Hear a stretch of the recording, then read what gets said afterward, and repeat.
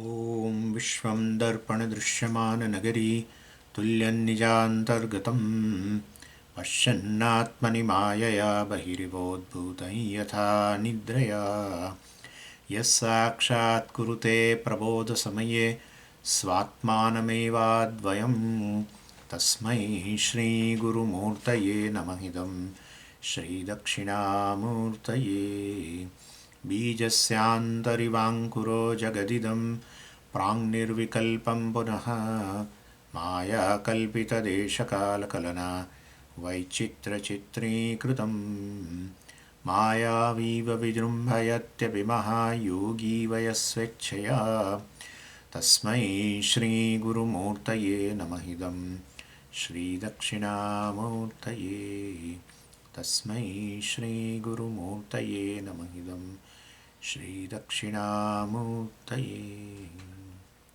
ॐ सहना भवतु सहनौ भुनक्तु सह वीर्यङ्करवावहै तेजस्विनावधीतमस्तु मा विद्विषावहै। ॐ शान्तिः शान्तिः शान्तिः। सदाशिवसमारम्भां शङ्कराचार्यमध्यमाम् अस्मदाचार्यपर्यन्तां वन्दे गुरुपरम्पराम्।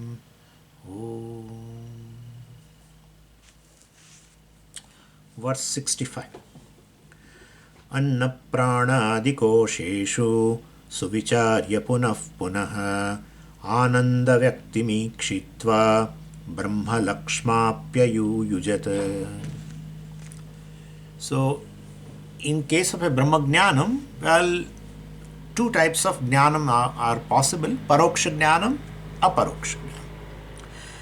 And now Vidyaranya talks about two types of means of knowledge also. Paroksha jnanam and aparoksha jnanam are there. Two knowledges are there. Well, then two types of means of knowledge also are there. Because definitely jnanam is dependent upon pramana, the means of knowledge. So we have, I gave you the example of a Badrinath, or you can take any example, Gangotri or anything.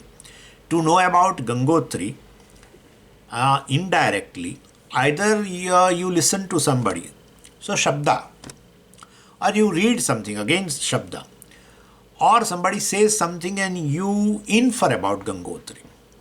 So basically, the paroksha jnanam of Gangotri is possible other than pratyaksha pramana. Other than pratyaksha, whatever pramanas available to us, total 6 pramanas available, means of knowledge available to the human being to know anything. Out of that, you have to keep aside pratyaksha. Other than that, any other means of knowledge you can take, by which you will gain the knowledge of a Gangotri. And that will be a paroksha jnana, indirect knowledge. And well, then you see Gangotri. You go to Gangotri and you see. So pratyaksha pramana, using your eyes, etc., means of knowledge. And that gives you direct knowledge. So so same way, so we were discussing in the last class also, the means of paroksha jnanam and aparoksha jnanam are different. Here, in our case in knowing the Gangotri, paroksha jnanam is possible through any other pramana other than pratyaksha, and aparoksha jnanam is possible through pratyaksha. Therefore, we can say paroksha jnanam and aparoksha jnanams are generated by different means of knowledge, right? So this is how we have either it may be Shabda, Anumana, Arthapatti, etc. for indirect knowledge, and direct knowledge through pratyaksha. So I can even infer about your parents, right? Your parents are not here. So I can definitely gain knowledge of a parents of you. It's a paroksha jnana. And I can infer, definitely. Very simple to infer. You are there, therefore parents must have been there. Now, parents may be alive, may not be alive, that's a different issue. But I can definitely gain a paroksha jnanam of your parents. Suppose I happen to come to your place, and if they are alive and they are there, and then you say, Swamiji, she is my mother. So that's a pratyaksha pramana. I gain a direct knowledge of a parent of you. So this is how paroksha jnanam and aparoksha jnanam generally are generated through different means of knowledge. That's what I want to say. Case of, so then now come to the Brahman, Brahma Jnanam. There also Paroksha Jnanam, Aparoksha Jnanam. So Paroksha Jnanam is generated through what of Brahman? Well, it's a Shabda, words. Naturally, question, right? And Pratyaksha Jnanam is also generated, Aparoksha Jnanam, that is, generated through what? Shabda. Same Pramana. So that is a issue. Why don't you say, why are you saying this Paroksha, Pratyaksha Pramana? Why don't you talk about that? So, well, Pratyaksha Pramana cannot give this knowledge of a Brahman. In case of a Gangotri, in case of your parent, that is possible. Paroksha Jnanam through Shabda and Anumana, etc. And Aparoksha or Pratyaksha Jnanam, direct knowledge of your parent through Pratyaksha. Right? So that is possible. But in case of Brahman, Paroksha Jnanam also through Shabda, Aparoksha Jnanam also through Shabda. Why not Pratyaksha gives a Aparoksha Jnanam of a Brahman? Because, well, it cannot become an object of a Pratyaksha. Simple. Na tatra vak chakshur gacchati, na vak gacchati, no manaha, etc. And therefore, Pratyaksha can't give a Aparoksha Jnanam and Anumana can't give a Paroksha Jnanam. Well, meditation cannot give a Paroksha Jnanam. Meditation is not a pramana at all. There is a question of generating a knowledge. Meditation is not a pramana. It is not included in 6 pramanas. Pratyaksha, Anumana, Arthapatti, etc. We never talk about Dhyanam also is a pramana. So meditation does not give a Paroksha Jnanam also of a Brahman or a Atma. So Vidyaranya says Shastra only gives a Paroksha Jnanam and Shastra gives Shabda only gives a Paroksha Jnanam also. Shastra alone is a pramanam for both the types of knowledges. And then we have to make a difference. If you say Shabda gives a Paroksha Jnanam, Shabda gives a Paroksha Jnanam, then Paroksha Jnanam and Aparoksha Jnanam are one or what? No. They are different. Then we'll make a difference also in means of knowledge also. Avantar Vakya gives a Paroksha Jnanam and Mahavakya gives a Aparoksha Jnanam. That's how we have to make a difference. Anyway, and in support of this, Vidyaranya is giving a various Shruti, instances. First, he gave a Chandogya Vakya. In verse 61 and 62, which we have already seen last time, Vidyaranya gives that this is a Avantar Vakya in a Chandogya and this is a Mahavakya in a Chandogya. And that both we have seen also. Sadeva Somedam Agrasit, etc., which is describing Sat or Brahman or Atma as a Jagat Karanam. That's Avantar Vakya. And Tattvamasi also is there later in a later portion, which is a Mahavakya, gives a Aparoksha Jnana. That Jagat Karan Brahman is me. That's it. So that is a Mahavakya in which you gain a direct knowledge of Brahman as the very Atma. So first he gave an instance that Paroksha Jnanam and Aparoksha Jnanam both possible through Shabda Pramana, but Avantar Vakya gives a Paroksha Jnanam and Mahavakya gives a Aparoksha Jnanam. That is, he gave an instance of a Chandogya first in verse 61 and 62. Then he gave a example of a Taittiriya Upanishad. Chandogya means Samaveda. Taittiriya means Yajurveda, right? So he is telling from different Vedas you can gain this knowledge, Paroksha Jnanam and Aparoksha Jnanam. Anyway, so Bhruguvalli, he quoted a Bhruguvalli of Taittiriya Upanishad in verse 63 and 64. Chandogya was in verse 61-62. And then, well, question comes that in Chandogya, when after this Taittiriya and Chandogya, both, Avantar Vakya, Mahavakya, that's true. But he said, well, in Chandogya, Mahavakya is clearly there, Tattvamasi. Whereas in Bhruguvalli, clear Mahavakya is not there. Well, that is there. Brahma Jagat Karanam is there. Yato va imani bhutani jayanti yena jatani jivanti yat prayanti abhisamvishanti tad Brahma. Means the Brahman is a Jagat Karanam has been said. Avantar Vakya is there. But Mahavakya is not there. And you are giving instance for Mahavakya, Aparoksha Jnanam also of a Bhruguvalli. But where is it? So therefore, Vidyaranya says, well, there is implicit Mahavakya, hidden Mahavakya, in the Bhruguvalli of Taittiriya. How? Well, Varuna talked about Panchakosha. After saying Jagat Karan Brahma, well, he told his son Bhrigu, well, that you inquire into this Jagat Karan Brahma, you inquire into this Panchakosha. It is available there itself. Yeah, Jagat Karanam is definitely, it should be a Karanam for Panchakosha also. And where the Karya is, there the Karanam should be. Very simple. Right? But Swamiji, it is Nimitta Karanam. Where is Nimitta Karanam? Yatova imani bhutani jayanti yena chatani jivanti. He well, so from which everything comes and which is sustained by that and everything goes back into that. That's a Upadana Karanam, not Nimitta Karanam. And therefore, well, it is a Upadana Karanam of Panchakosha also. And therefore, where the Karya Panchakosha is there, there itself this Brahman is. So, after talking about a Tatpada, right? Tatpada means this Jagat Karanam Brahma. He said that you inquire that Jagat Karanam Brahma into Panchakosha, that is Tvampada. And therefore, and that work was given to Bhrigu actually. Actually, the simple thing is Mahavakya should be given directly, that Jagat Karan Brahman is you, but not told explicitly. So it is implicit. Then Bhrigu's work was more, and Bhrigu was a Uttam Adhikari. So he managed to come to this Mahavakya and he said, Anando Brahmeti Vyajanat, etc. The Ananda which is there in this Panchakosha, that is the Adhishthanam of the entire Jagat or Jagat Karanam Brahma. Anando Brahma, very, very beautifully he said clearly, that Brahman which is shown by my father as a Jagat Karanam, that Brahman is Ananda. The Ananda is very here in this. And therefore, Aham Ananda Atma, etc. And moreover, not only that, he said very clearly, again he repeated, Anandadeva Khalvimani Bhutani Jayante. Varuna said, Yatova Imani Bhutani Jayante. He said, Anandadeva Khalvimani Bhutani Jayante. From Ananda, everything has come, and by Ananda it is sustained, and everything goes back to Ananda, etc. Very clearly, he has arrived at this Mahavakya or a Aparoksha Jnanam of Brahman as a very Ananda Atma, etc. And that is why this particular Vidya is called Varuni Bhargavi Vidya. It should be called Varuni Vidya, right? Because Varuna taught to Bhrigu.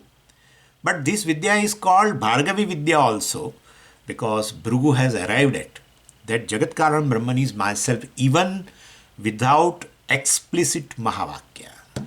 And therefore, this is called Bhargavi Vidya also. Anyway, so let us see now this verse. Anandam Vyaktim Ikshitva. Vyaktim is Swarupam. Anandam Swarupam Ikshitva. Ikshitva means seeing, means Aparoksha Jnanam. So basically, Vyaktim Ikshitva indicates very clearly Aparoksha Jnanam. So he clearly arrived at this Ananda Atma, Swarupa of a Brahman, and therefore that's Aparoksha Jnana. And we, as I said you last time, we did not talk about Anandamaya in this Bhrigu. That's the third section of the Taittiriya. In the second section, this Brahmananda, definitely, there also Panchakosha has been talked about, but Anandamaya Kosha has been talked there very clearly. Here it has not been talked about. So, and we have seen the differences also between Anandamaya and Ananda also. Anandamaya means it's an experiential Ananda. Ananda is a Adhishthanam of that Anandamaya, etc. So, Anandamaya means experiential Ananda, means it is limited in time.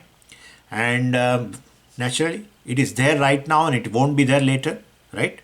So, and therefore this experiential Ananda, happiness, etc. is a time bound. Well, and this Brahman which is Adhishthanam, which is witness of even this Anubhava Ananda or experiential Ananda, is a Swarupa. Because I am not experienceable, right? And therefore, Yato Vacho Nivartante Aprapya Manasasaha. It cannot become an object of any thought, etc. And therefore, there is no question of an experienceable. In fact, all the experiences are possible because of me. And therefore, any experience takes place before that I am there. So, I am ever experienced. Not only that I am ever experienced, I am in the form of experiencer. And because if before any experience occurs, if I am there, then from where the different, different factors which are there in the experience, from where they have come? From me only. They were not there before. I was there. And now all the three factors, experiencer, object of experience, and the very experience, vritti, etc. Well, that's a sambandha between an experiencer and an experience. All that is, well, arisen. They have arisen, I'm sorry. They have arisen from me. There is all into me. Therefore, I am ever experienced. In fact, I am the very essence of all the experiences, all experiences. And therefore, there is no question of to be experienced for Atma or Brahman. Therefore, experiential Ananda is Anandamaya. I am not an experiential. And in fact, I am the Adhishthanam of Anandamaya. That's what even our Brahmanand Valli has been told very clearly. So, Anandam Pucham Pratishtha. So, Anandamaya has been talked about. And then Tasya Priyameva Shiraha, Modo Dakshinah Pakshaha, Pramoda Uttarah Pakshaha, Ananda Atma, Brahma Pucham Pratishtha. Ananda Atma alone is Ananda, and that is Brahman, which is a Pratishtha of that Anandamaya. In fact, all the koshas. Anyway, so this is how we have seen the differences between Anandamaya and Ananda also. And that Ananda is Brahman. Anando Brahmeti Vyajanat, Bhrigu said. He came to know the Brahman, which is Jagat Karanam, is none other than this Ananda. The very Adhishthanam of Anandamaya also. So, and that Ananda is so identical with a Brahma Lakshanam. And that's how he said Ananda Deva Khalvimani Bhutani Jayante, etc. So, both are same. The Brahman, which is Jagat Karanam, and the Ananda is same alone. So, and so he connected that Vakya of his father, Yatova Imani Bhutani Jayante, etc. He connected with the Ananda, which is present in this Panchakosha, which is Adhishthanam of the Panchakosha. Anyway, so this is how he arrived at this Jivatma Paramatma Aikyam. So that has been told here, Lakshma. So you can see here, Annapranadi Kosheshu Suvicharya Punah Punaha Ananda Vyaktim Ikshitva, Ananda Swarupam Ikshitva, Brahma Lakshma Api Ayujajat. Brahma Lakshma. Lakshma word has come from Lakshman, Nakaranta. And it is a neuter word. And its meaning is Lakshanam. That's all. Brahma Lakshanam Api Ayujata. So that's a lung actually.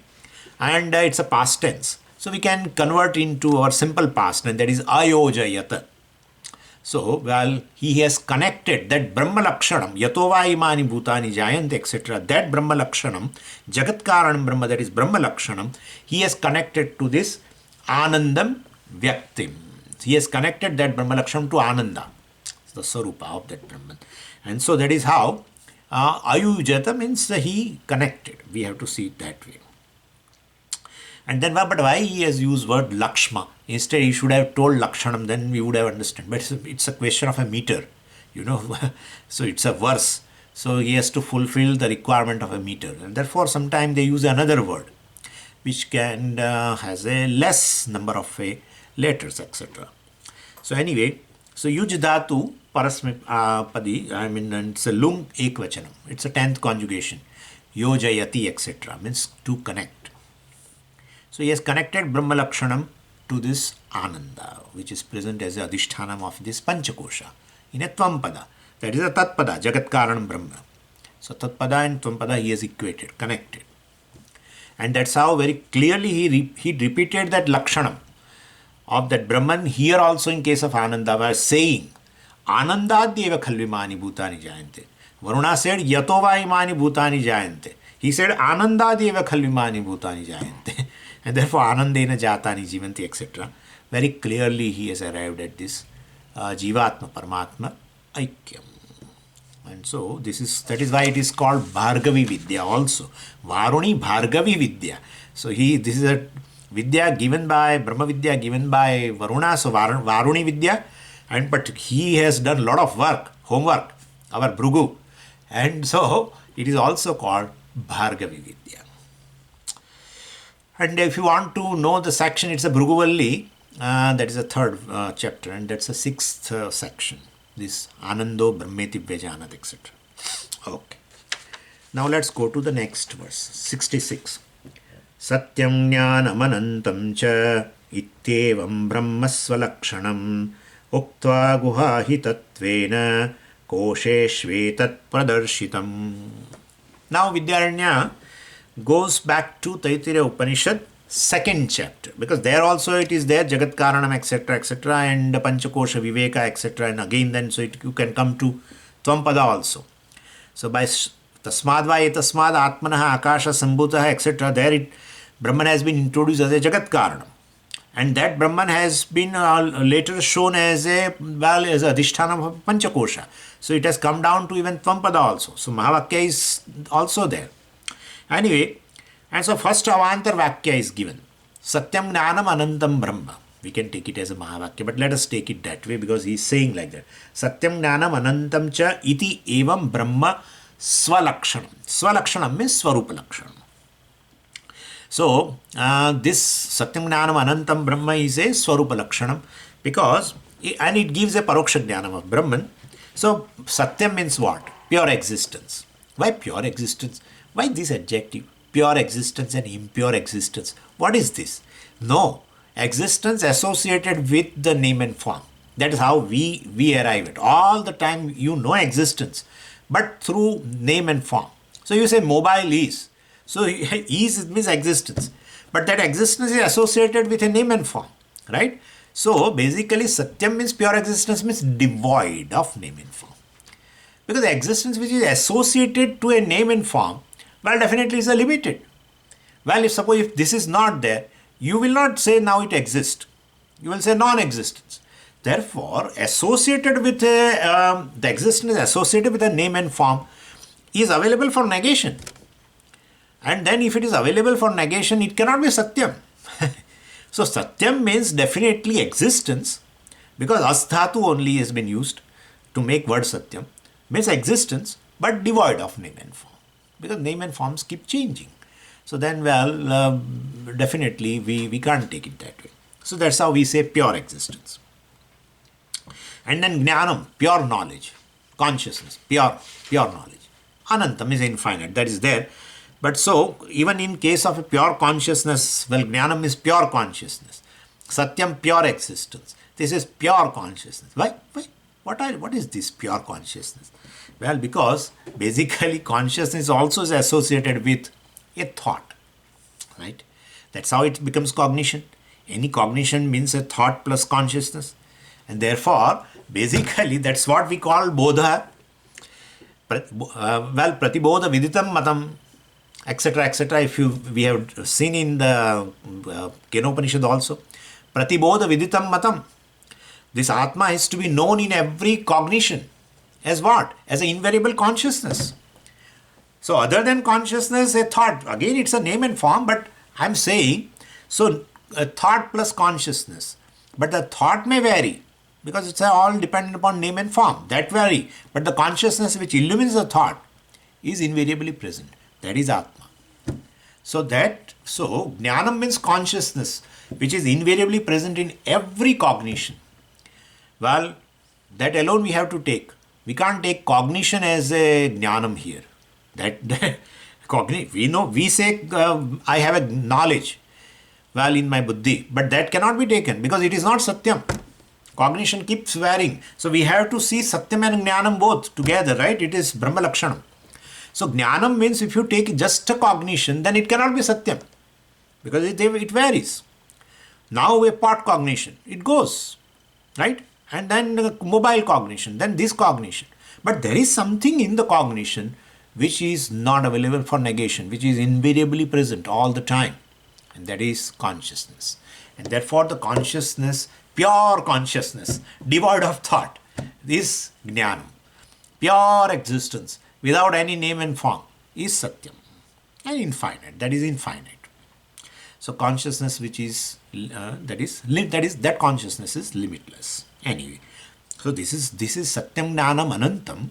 Well, iti Satyam Jnanam Anantam cha iti evam Brahmasva Lakshanam. This is Brahma Swarupa Lakshanam.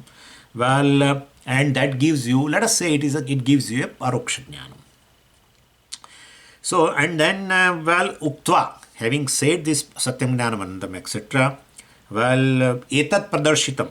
that Brahman was revealed directly as a adhishthanam of a Anandamaya. Etat pradarshitam kosheshu. So, well, that Brahman which is Satyam Jnanam Anantam, and that has been presented as a residing in a Panchakosha, in each kosha. And that each kosha is compared to a cave, guha.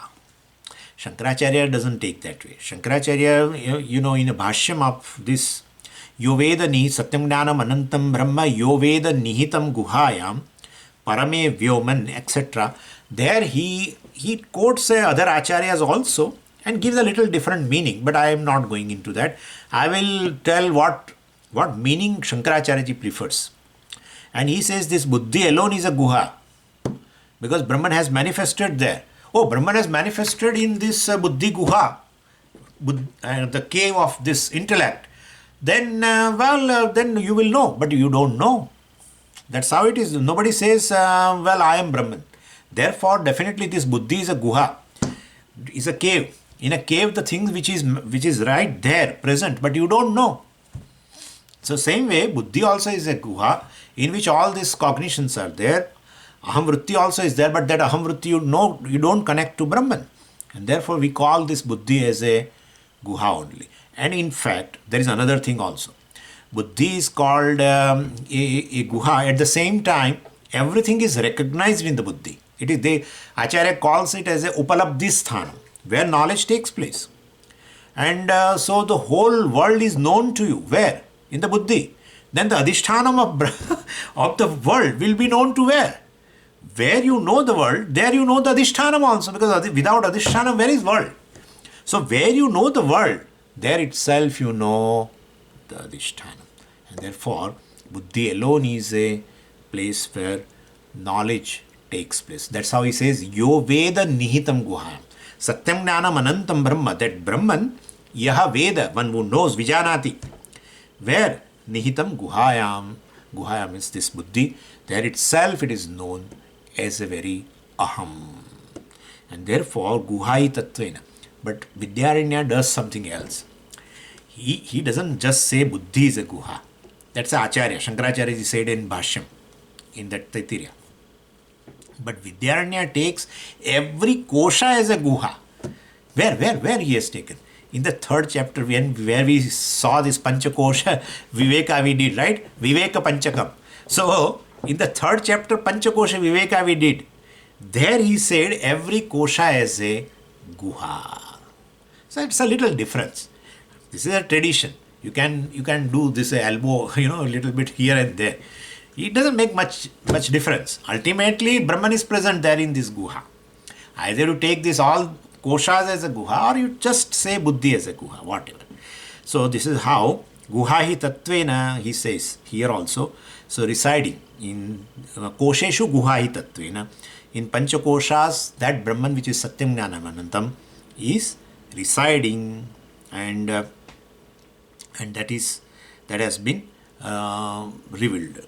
So uktva guhai tattvena kosheshu etat pradarshitam. This is how it has been revealed.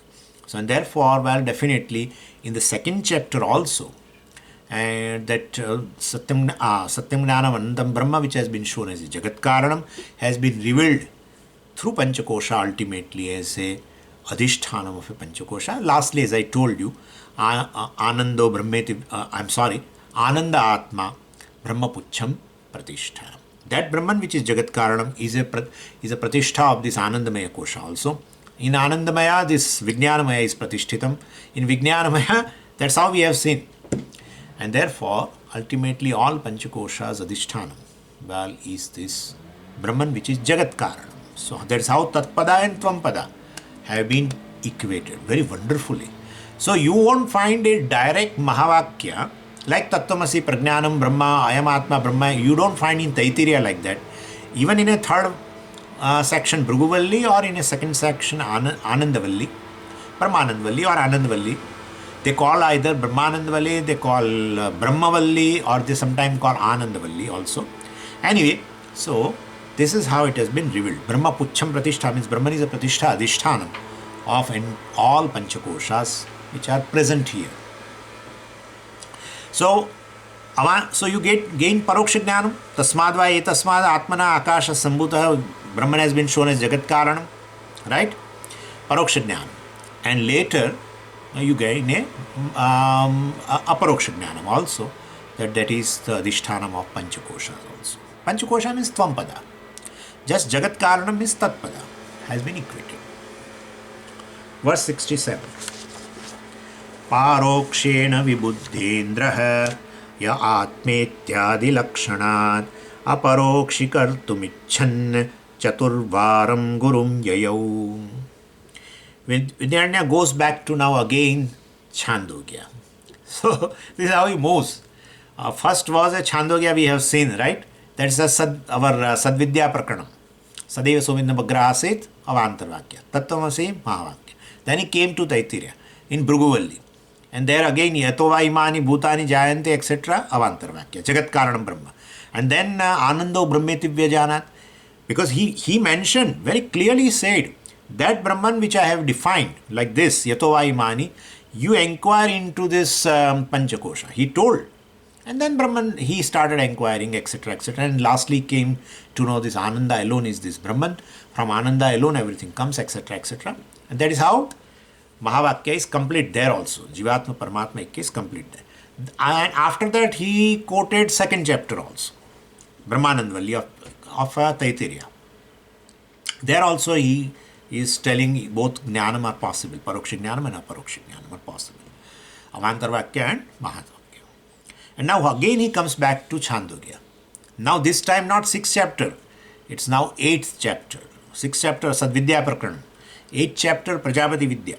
So now he comes back to that. 7th chapter is a Bhuma Vidya. 6, 7, 8 alone is a Vedanta. I mean, that alone is revealing the nature of Atma or Brahman. Earlier 5 chapters in the Chandogya all talk about Upasanas. 6, 7, 8 talks about this Brahma Vidya. Sadvidya, Bhuma Vidya or Bhuma Vidya and the Prajapati Vidya. So Vidyaranya goes back to Chandogya as another example, and he now from this chapter 8. And here in this, the background here is this Brahmaji happens to be the teacher and Indra happens to be the disciple.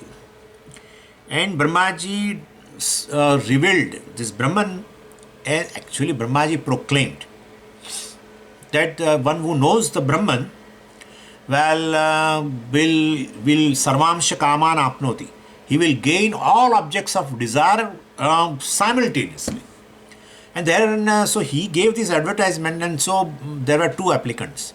And one is Indra and the other is a Virochana. Both applied. And because who will not like it?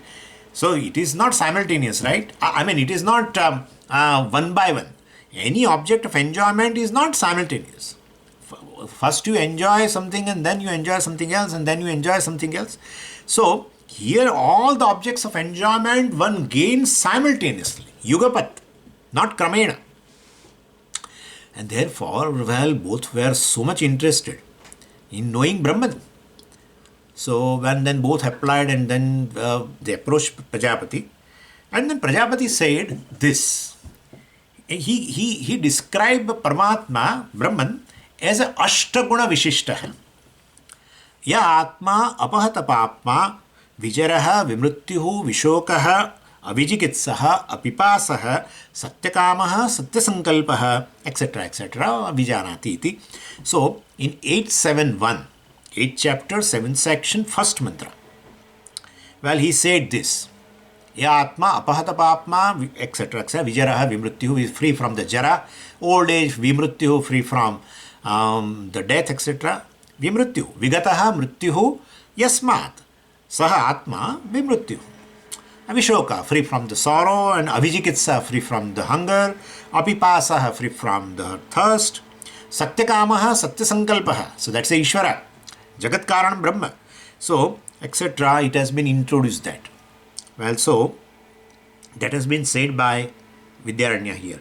He says, Yaha Atma ityadi lakshanat parokshena indraha vibudhya.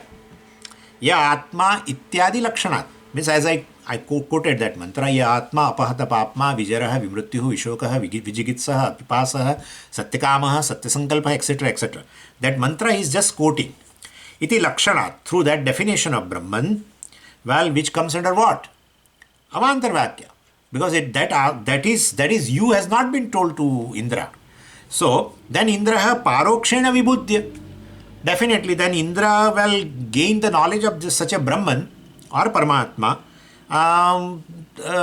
parokshen, indirectly.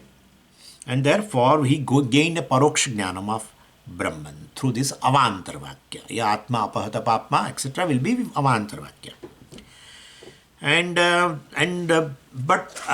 they were interested, both of them were interested, as I told you. So sarvamsha kaman apnoti, he said also in advertisement that, well, one who gains this knowledge will simultaneously gains all objects of desire. And well, Devaraj and Asuraraj Virochana both came, Indra and Virochana came, and then both requested for a Brahma Vidya, and then this Prajapati basically he told this Avantar Vakya, and later to reveal it as Atma, he first talked about, he has introduced a one method, and that is Avasthatraya Sakshi. He wanted to give that knowledge of that Brahman or Paramatma in form of Atma, but through the Prakriya, through a model of a Avasthatraya. So what he said, that Brahman which is I have introduced, and by knowing which you gain all the desires of desirable objects etc., that is available in your eye. So that Brahman is available in your eye. So he wanted to convey as this Paramatma as a Akshi Purusha, and that is Vishwa. That is a Vishwa, because Akshi, well, one knows that in an open eye, in other's eye, definitely that person is awake. So that first he revealed as a Vishwa, Jagrat Purusha. That Paramatma alone is in the form as a waker. He introduced that way. And then, well, of course, he was introduced as a Sapna Purusha, I mean, introduced as a then Supta Purusha, etc. And then Uttama Purusha. He uses the word, Prajapati uses the word Uttama Purusha. Means there is a Turiya, etc. But anyway, Virochan first came to know that to both of them first he revealed. Prajapati said that Paramatma which is free from the death and this and that and etc., that Paramatma is Akshi Purusha. And then both looked into each other's eyes, and then Virochana said, yeah, oh, this body alone is seen, my body is seen there. And therefore, this body alone is this Paramatma, etc. And so he went without further inquiry. And Indra also came to know the same thing. But Indra got a doubt. How can, because this cannot be Paramatma. It's a very limited, this, and not free from death, etc., free from old age, not free from hunger, not free from the thirst. All that is there here. And Jara is there, Mrityu is there of the death of this gross body. This cannot be Atma. Let me go and ask. Then he went and asked Prajapati. Prajapati said, one class is over. Now 32 years, after 32 years. And therefore, 32 years of a Brahma Loka, Prajapati. So Prajapati Loka, 32 years. Anyway, I mean, he wanted that his mind should be further purified, and through tapas, etc., penance, etc. And so, after 32 years, he came. Then Prajapati revealed the same Paramatma as a Swapna Purusha, Taijasa. And then it was revealed again 32 years. And again he came back and said, well, he has still doubts. And then he said, Prajna, Supta Purusha. So the sleeper. And then also he had doubt, because and then he came. Then it was revealed as a Turiya, Uttama Purusha. Very clearly Prajapati said he Uttama Purusha. Not means this Jagrat Purusha, not Sapna Purusha, not Supta Purusha, but Uttama Purusha, Turiya. One who is the Adhishthanam of all the three. Adhishthanam of all the three. So Jagrat, Sapna, Sushupta Purusha are basically Turiya. But Turiya is not either of them. Therefore the fourth. Yeah, if Turiya alone is in all the three as a waker, etc., why should you count fourth? But Turiya is a Vilakshanam of all the three, and therefore we say fourth. Okay, and so Turiya has been revealed as a Adhishthanam of all the three. And so that Paramatma, Ashtaguna Vishishta Paramatma, Ya Atma, Apahata Papma, Vijara, Vimrityu, etc., that Paramatma is this Uttama Purusha. That's how it has been, Mahavakya has been revealed. And so Indra gained a direct knowledge, a paroksha jnanam of Brahman or a Paramatma in 4 stages, like in 3 avasthas, and then lastly Turiya he learned. So it was not an easy for Indra also. So it says here, Chaturvaram Gurum Yayau. Chaturvaram. He went 4 times to the Guru, Prajapati. Yayau. Ya dhatu is there. Ya means to go. Yayau. He went. It's a past tense. Paroksha Putka. So, why did he go there 4 times? Aparoksham kartum icchan. Well, he with a desire to gain aparoksha jnana, because he is interested in sarvamsha kamansha apnoti. He applied for that only. So he wanted to gain Brahma Jnanam so that he can experience all the desirable objects simultaneously. Anyway, and then in that 8.12.3, that has been very clearly told by Prajapati, Evameva Eshaha Samprasadaha, etc., etc. So this is how it has been revealed. And in a Brahma Sutra, this particular section, which we have discussing of this Chandogya Prajapati Vidya, has been analyzed very in several adhikaran, several topics. So I am consciousness basically, which is distinct from these 3 avasthas or 3 shariras, etc. And that alone is this Ashtaguna Vishishta Paramatma. So both came through Shabda Pramana, right? Earlier, Ya Atma, Apahata Papma, etc., etc. Shabda only, mantra. So he gained a Paroksha Jnanam of Brahman, and later it has been revealed as a Uttama Purusha, well, through the words of a Prajapati. So, well, Shabda Pramana alone gave him a Aparoksha Jnanam also, and Shabda Pramana, Avantar Vakya gave him a Paroksha Jnanam also. So that is what the whole section is, between 8.7.1 to 8.12.3. Very interesting, very beautiful.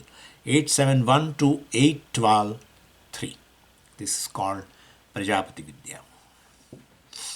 In 8th chapter, 1st section to 6th section, again it is called Dahara Vidya. Same thing. This Ashtaguna Vishishta Paramatma has been revealed in the 8th chapter, very beginning portion. But there it is meant for Upasana. This Ashtaguna Vishishta Paramatma has been revealed there. And it is lying in this Dahara. Dahara means a Hridaya Akasha. So in the space which is there in the heart, a thumb-like space. Well, there this Ashtaguna Vishishta Paramatma is there. This is how it has been revealed for the sake of Upasana. And same Ashtaguna Vishishta Paramatma has been the same mantra again repeated in 7th section of the 8th chapter. But later that has been equated with the Atma, Uttama Purusha, Turiya. So this is how the 8th chapter also has Avantar Vakya and Mahavakya. For Paroksha Jnanam, Aparoksha Jnanam. So Tattvamasi alone is there in Mahavakya, as the Mahavakya in Chandogya. There is no Mahavakya, etc. But may not be explicit, but implicitly they are there. That's how Indra gained knowledge also of a Brahman. Verse 68. Atma va idamityadau paroksham brahma lakshitam adhyaropa pavadabhyam prajnanam brahma darshitam. So until now Vidyaranya gave an example from Chandogya and Taittiriya Upanishad, etc. I mean Samaveda and Yajurveda. Now he thought, let me talk something from Rigveda also. So Paroksha Jnanam and Aparoksha Jnanam is there even in a Rigveda. I mean, say in Upanishad, of course, of a Rigveda. And so he quotes now from Aitareya Upanishad. And what does he say? Atmava idam iti adau. In Aitareya Upanishad, it opens up with this mantra. What is the mantra? Atmava idam eka eva agre asit nanyat kinchana mishate saha ikshata, etc., etc. So, well, this before creation, Paramatma alone was existent, Atma alone was existent as a non-dual entity. And from there everything came. So Saha Ikshata, and then the further description is there. So if the first chapter, first mantra to third chapter, first mantra, that whole section talks about Atma or Paramatma as a Jagat Karanam. Very clearly that is there. So that is Avantar Vakya, naturally. And this Atma visualized the creation, etc. And then Srishti is elaborately talked about. And very beautiful thing is, they have adopted a method of a Adhyaropa Apavada. So first Srishti has been talked about. There is no Srishti. There is only Brahman, right? Then, so if you talk about a Srishti rather than Brahman, means you are doing a Adhyaropa, superimposition of a name and form or a Srishti upon Brahman. Because you say Atma alone was there, non-dual entity, nothing else was there before creation. Then therefore whole creation has come from Atma alone. And therefore all these names and forms, what we call as a creation, is superimposed upon Atma. Because Atma alone was there, nothing was there. And therefore varieties of the names and forms called creation, etc. are superimposed. That's called Adhyaropa. And then after talking about the entire Srishti, then negation started, Apavada started. And so that's what it says here. Atmava idam ityadau paroksham brahma lakshitam. So that is how, in beginning of this Aitareya Upanishad, paroksham brahma lakshitam, Brahman was revealed as a Jagat Karanam in form of Atma. As means Atma was, there was no non-dual Atma before the creation. From there, and Saha Ikshata, Atma will visualize the whole creation, and then Srishti started. So whole thing, whenever any Srishti Vakya is there, we will call it as Adhyaropa. Because there is no Srishti. You are going to negate, again you are going to say everything is Brahman. And therefore, you are going to do Apavada. So therefore, there is no real creation. Could you follow? And therefore, that's how they say. Sadeva Somedamagra Asit also is same thing. There was a non-dual Sat before the creation. From there everything came. Means everything is superimposed upon that.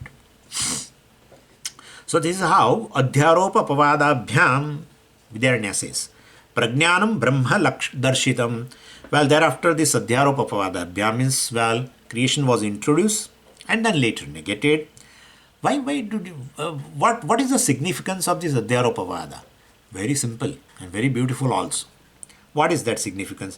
When your world is accepted and negated, so we should say world is neither non-existent, world is neither existent, nor existent. And so, because what is Adhyaropa? Means you talk about a Srishti, means you have accepted its existence, right? And therefore, the first thing is Adhyaropa indicates an existence. Apavada indicates what? You are negating means what? Non-existent. Right? And therefore, Apavada reveals the nature of the creation. You are talking of Adhyaropavada of not Brahman. You are talking of Adhyaropavada of the world. You are accepting Jagat, existent. You are negating Jagat, non-existent. So, which is not Sat, which is not Asat. What you say existent, then it is basically different from Asat. And when you say it is negated, non-existent, means different from Sat. Right? So, Sad, Asat, Vilakshanam. So, Adhyaropavada reveals the Jagat as Sad, Asat, Vilakshanam, distinct from Sad and Asat. And we have seen already, Sad, Asat, Vilakshanam, Mithya. That's how it is. So, what is not existent also and what is not non-existent also is called seemingly existent. Seemingly existent. That's how it is. Seemingly existent, Mithya, etc. So, Adhyaropavada reveals very beautifully. I have talked about this Adhyaropavada in the case of a pot and clay, right? So, when you say there is a pot, so you have that itself is a superimposition, because there is, to begin with itself, there is a clay only. So you say no, there is a creation of a pot. Oh, okay, you have accepted pot, existent. Then you find a cause. The clay is a cause of this pot. Pot is effect. Clay is a cause. Right? So both these steps, First you say there is a pot which is created, and then you say clay is a cause. So you accept a cause effect. Pot is effect. In second line, clay is a cause. You accept cause and effect. That's adhyaropa. And then you say, well, there is no pot. Actually, it is a clay only. Therefore, you negate the effect. And therefore, then you have to negate what? You have to negate the very status of as a cause of clay also. Clear? Apavada. So this is how clay alone is there. The fifth step, if you want to write, clay alone is there. This is how it is. So pot is existent or non-existent? You say pot is an effect. Pot is created from the clay, etc. So pot is existent. Oh, but then in the third step, you are negating the pot. Well, there is no pot other than the clay, etc. you are saying. And therefore, you are negating the pot. Therefore, pot is non-existent. So, pot is existent or non-existent? Pot is distinct from existent and distinct from non-existent. That's mithya. That's mithya. There is no effect. There is no cause. There is no cause. So, there is no clay? No. There is the clay. You have given a status of a cause. That has gone. Clay is there. Pot is mithya, clay is satyam, but the clay as a cause is not there. The status of cause also is not there. Anyway, this is how we also say Brahman Jagat Karanam, etc. And then you negate the Jagat. When you say Brahman is Jagat Karanam, and you describe whole Srishti is Adhyaropa. And then you say no, Prajnanam Brahma. What is there is just this Brahman alone, etc., etc., which is consciousness. Now this Prajnanam Brahma is very, very interesting thing. You know what happens is, you see what this Adhyaropavada is for the whole creation, means which is available for observation, available for experience. So when we say the whole, there is a whole creation which has come from from Brahman or Atma, etc. So what is available for observation, that creation, we are accepting it, and then you negate that the whole creation.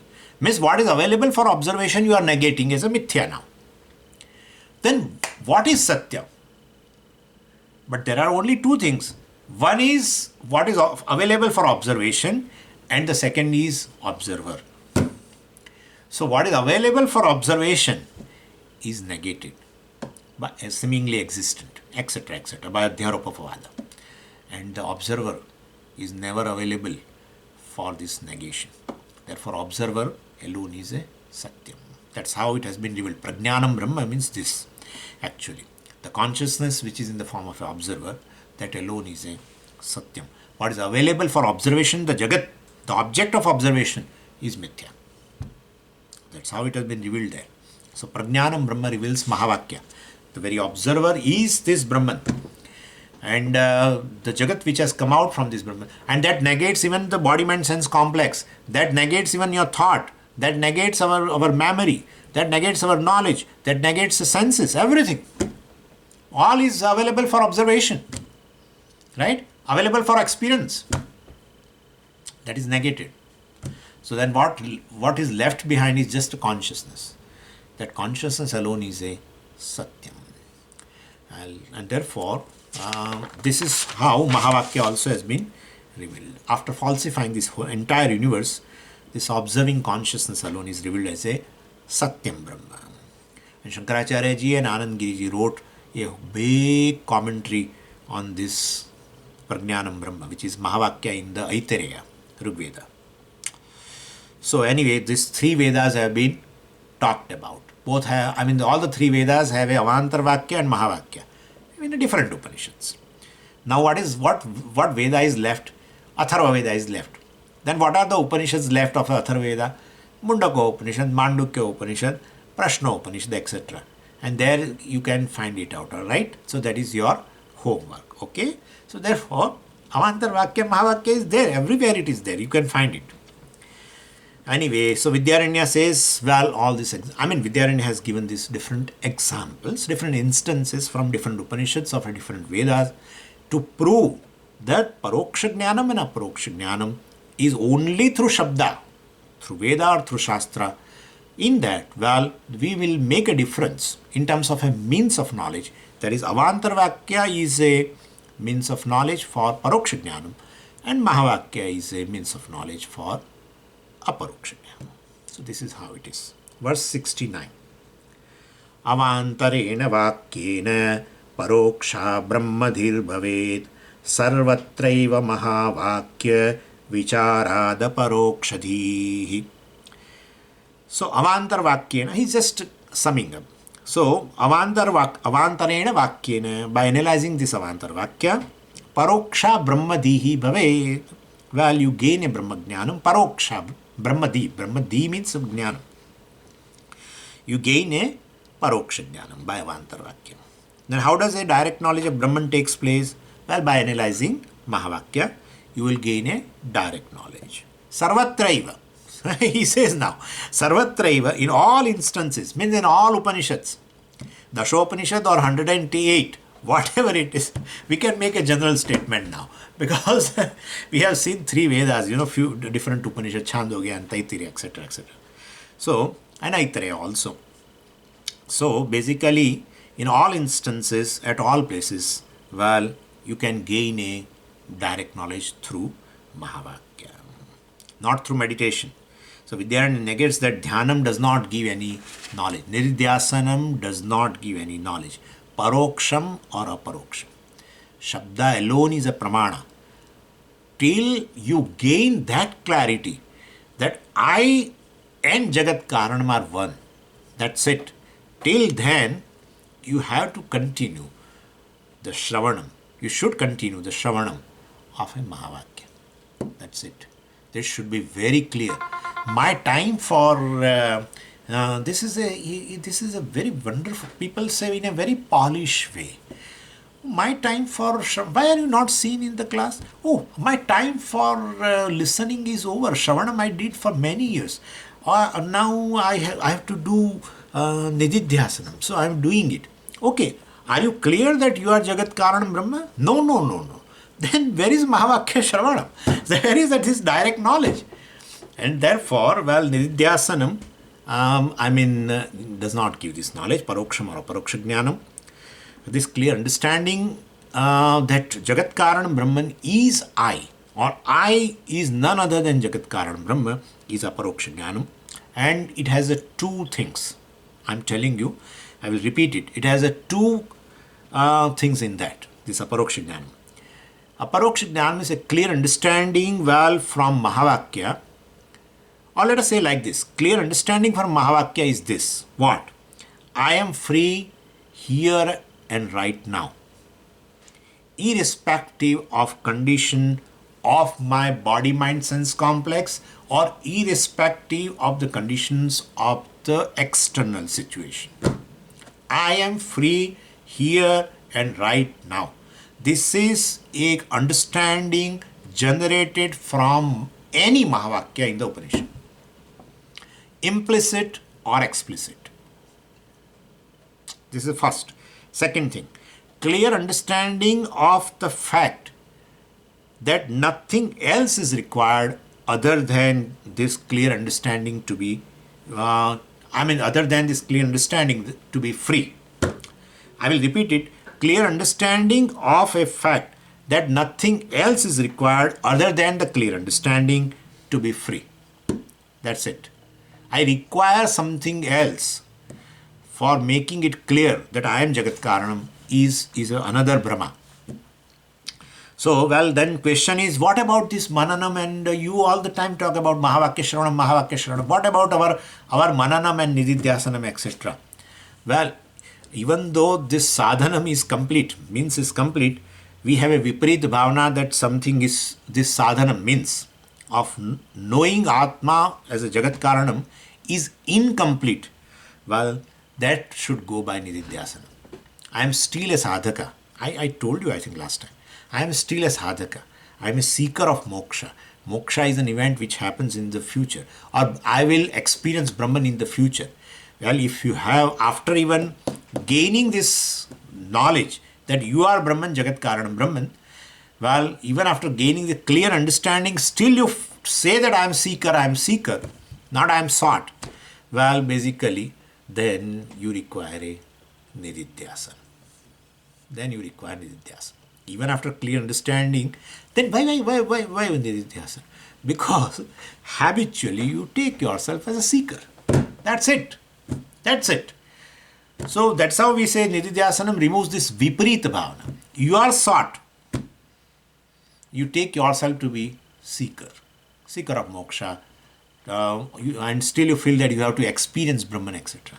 Well, then that's just a error, and you should basically make yourself free from Nididhyasanam. So Nididhyasanam is remove this mental orientation of experiencing moksha or Brahman, and reminding. Nididhyasanam is meant for reminding that I was free, I am free, I will be free, and in spite of unhealthy condition of the mind or unhealthy condition of anything, external situation unhealthy, unfavorable, anything, I am free. That's it. So, no, but my mind, Swamiji, is not, I'm telling you, I can't tell much, but it is, but you are free. No, but my mind is, that's your mind. What about you? No, but my mind. So you equate mind and Atma as one. There is a question of knowledge. That's not correct. Anyway, so this is how it is. So no connection to my freedom. No connection of Anatma, BMI, body, mind, sense complex or intellect. I have no connection to the condition of a body, mind, sense complex. Well, if that is there in your mind, even Nididhyasanam is not required. Over. You don't have any error now. Anyway, so improvement of the mind has nothing to do with my freedom. This is a culmination of Nididhyasana. But that is not there, Swamiji. Okay, practice Nididhyasana. Okay, that's how it is. Om Purnamadav Purnamidam Purnat Purnamudachyate Purnasya Purnamadaya Purnamevavashishyate. Om Shanti Shanti Shanti Harihi Om Shri Gurubhyo Namaha Harihi Om.